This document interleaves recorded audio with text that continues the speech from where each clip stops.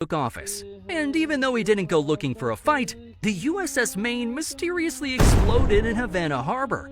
So McKinley declared war with Spain in the Spanish-American War and quickly steamrolled them in 100 days.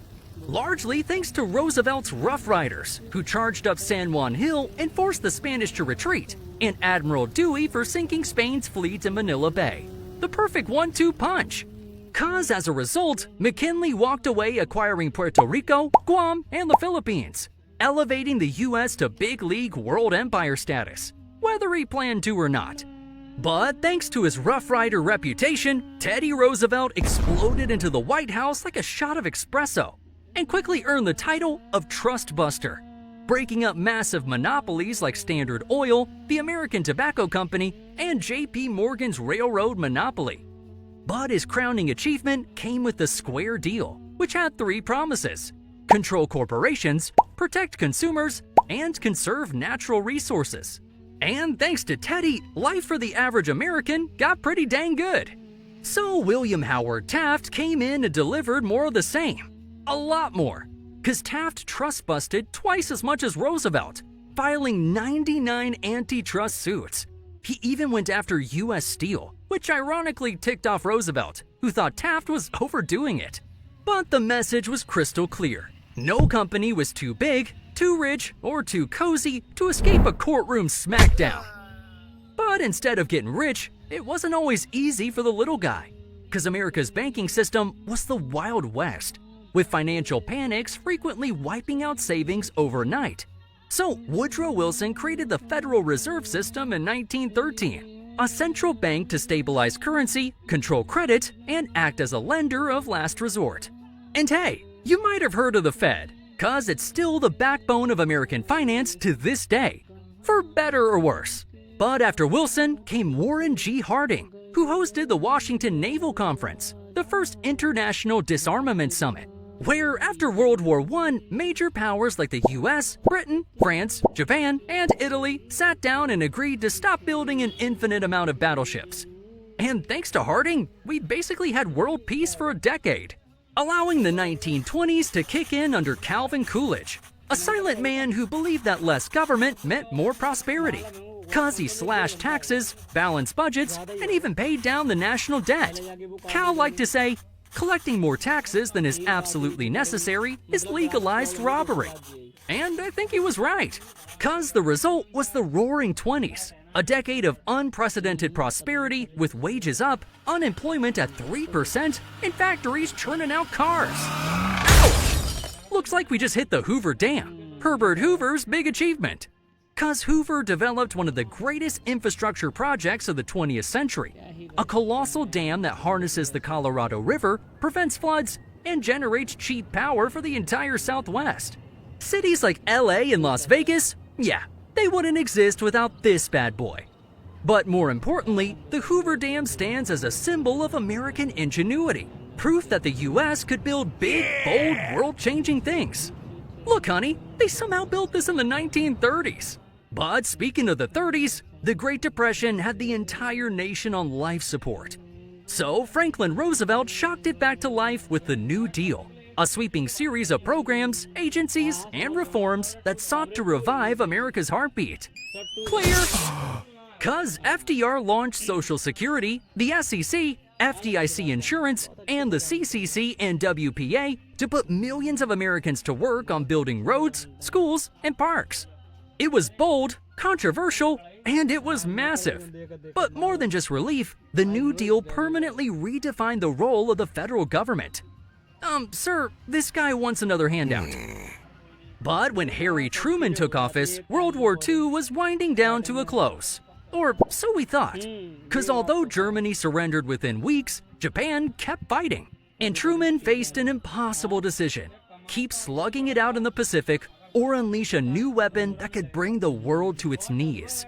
So in 1945, Truman dropped atomic bombs on Hiroshima and Nagasaki, delivering a final blow to end World War II. But while Harry Truman was blowing up roads, this next president was building them. Cause Dwight Eisenhower launched the Interstate Highway System, the biggest public works project in American history. Inspired by the German Autobahns he saw in World War II, Ike pushed through the Federal Aid Highway Act, paving 41,000 miles of road that slashed travel times, supercharged coast-to-coast trade, and fueled the rise of the suburbs. It's great for getting me to work, but seriously, is the whole country turning into one giant highway, or is it just me? But this next president didn't have time for pouring concrete, because John F. Kennedy was staring down the Cuban Missile Crisis, where U.S. spy planes spotted Soviet nuclear missiles being installed in Cuba, just 90 miles off the coast of Florida. Red alert! JFK had no good options. Invade and the missiles might launch, bomb them, and risk all-out nuclear war with the Soviets. One wrong move and the world could be reduced to ashes. So Kennedy chose a third path. He imposed a naval blockade around Cuba while negotiating with the Soviets. And for 13 days, the planet held its breath. Until suddenly, a deal was made. The Soviets agreed to remove their missiles, and the US promised to never invade Cuba, along with secretly removing missiles from Turkey. It was the closest humanity had ever come to nuclear Armageddon, and JFK pulled us back from the brink. Man, this guy did not deserve to be assassinated. But while JFK saved the world, this next president set out to repair America, because Lyndon Johnson passed the Civil Rights Act of 1964, a sweeping law that bans segregation in schools, workplaces, and public spaces.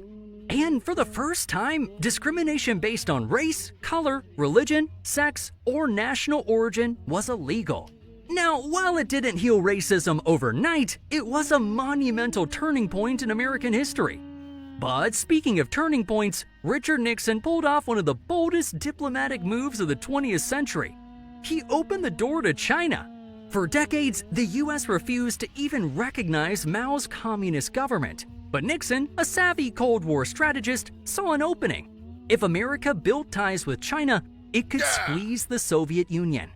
So he personally flew to China, shook hands with Mao, and drove a wedge between Beijing and Moscow, turning an enemy into a partner while shifting the Cold War balance in America's favor.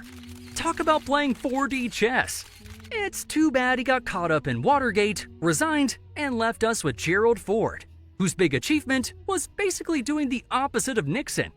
Cause after Nixon left office, government distrust was at an all-time high. The people wanted transparency.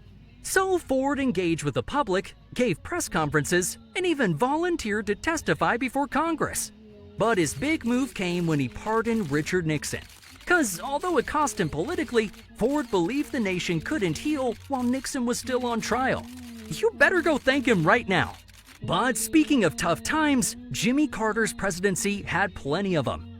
But one major positive was the Camp David Accords, where Carter personally mediated intense negotiations between Egypt's president and Israel's prime minister, two leaders who hated each other. But after 13 tense days, Egypt became the first Arab nation to recognize Israel, and Israel agreed to withdraw from the Sinai Peninsula, a big boy step toward peace in the Mideast. And Carter received a Nobel Peace Prize 20 years later for his accomplishment. But while Carter brokered peace deals, the US economy was a full-on dumpster fire. High inflation, high unemployment, and lousy growth. So Ronald Reagan stepped up and delivered Reaganomics, a mix of giant tax cuts, deregulation, and a tighter monetary policy. And as a result, Reagan broke the back of stagflation and unleashed an economic boom for years to come.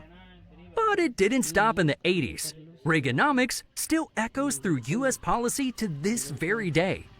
Kinda like the Gulf War, one of the only Middle Eastern wars where we got in, won, and got out. Cause after Saddam Hussein invaded Kuwait, George H.W. Bush teamed up with over 30 other nations and launched Operation Desert Storm. And in just 6 weeks, Kuwait was liberated. The air and ground campaign was fast, decisive, and came with minimal US casualties. But most importantly, once the mission was complete, Bush chose to leave instead of occupying Iraq. Good decision, big guy. Maybe tell your son next time. Cause this set up the US for another economic bull run, where Bill Clinton oversaw rapid growth, low unemployment, and the rise of the tech boom, creating 22 million new jobs. And by the end of Clinton's second term, the federal budget wasn't just balanced, it ran the first surplus in decades. Whew, man, the things I'd do to go back to the 90s. But everything changed after 9/11, the worst terrorist attack on American soil. Because George W. Bush stood at ground zero with a bullhorn and a promise. The people who knocked these buildings down will hear all of us soon.